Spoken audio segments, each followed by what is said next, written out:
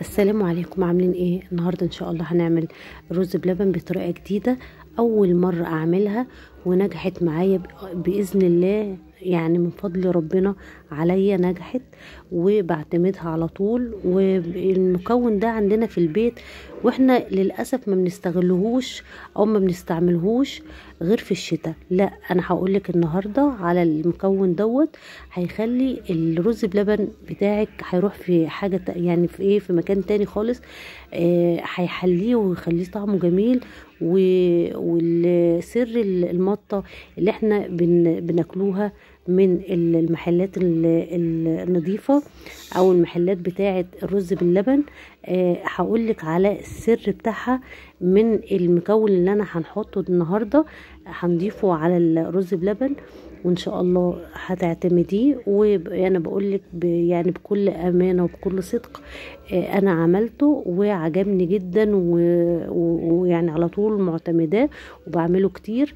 والطريقة دي بإذن الله هتنجح معاكي، ويعني بحاجة يعني في البيت واحنا ما بنستعملهاش غير في الشتاء بس.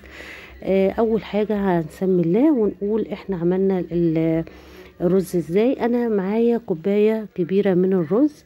الكوباية دي كوباية عندي اكبر كوباية بحب ان انا اعمل فيها. يعني انتي حضرتك في اي كوباية عندك اعملي بيها، ما فيش مشكلة.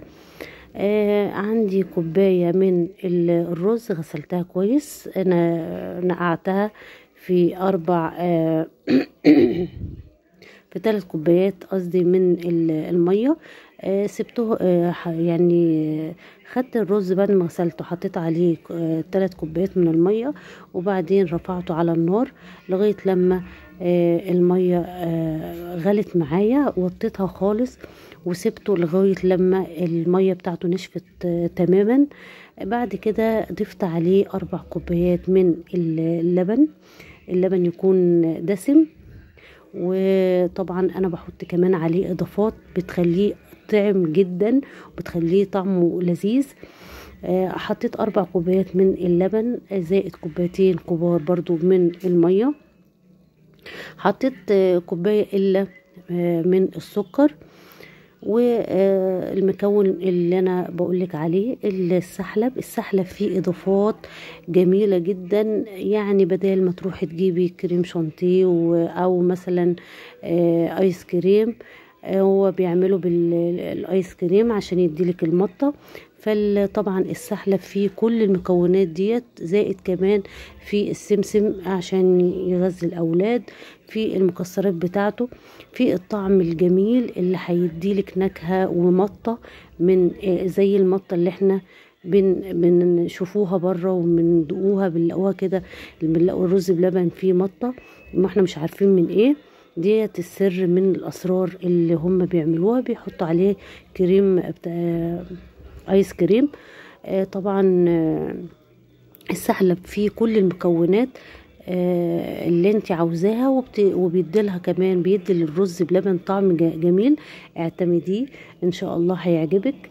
والله انا بعمله على طول وبيعجب اولادي.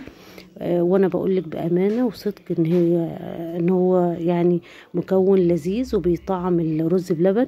حطيت برضو كان عندي قشطة من على وش اللبن ضفتها برضو. كان عندي طبق ضفته عليها، بتديلها برضو بتدي للرز دسامة وطعم جميل. بقلب كل ده طبعا بالتدريج. وحطيت الاول القشطة بعد ما الرز بتاعي يعني بدأ ان هو يلف. ما بحطش نشا خالص، لان طبعا السحلب بيبقى فيه نشا وفيه كل حاجة. بدوب المعلقتين كبار من السحلب في شوية مية وبقلبهم على الرز، وبعدين بقلبه ماشي علشان ما يكلكعش معايا. بقلبه على طول باستمرار، وبحط طبق القشطة.